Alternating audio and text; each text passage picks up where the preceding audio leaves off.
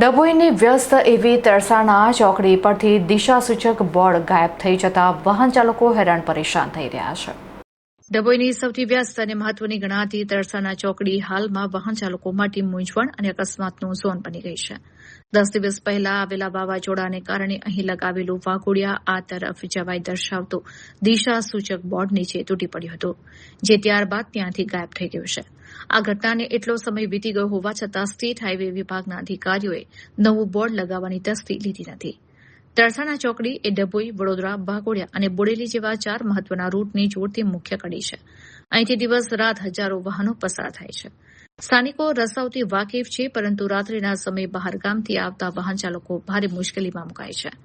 Sign બોર્ડના અભાવે ચાલકો ખોટા રસ્તે ચડી જાય છે અથવા રસ્તો પૂછવા અચાનક વાહન ઉભો રાખે છે.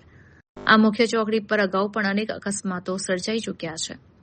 રાત્રિના અંધારામાં દિશા ન સૂઝતા વાહન ચાલકો અચાનક બ્રેક મારે છે, જેને કારણે ગંભીર અકસ્માત થવાનો ભય પણ સતત તોડાઈ રહ્યો છે.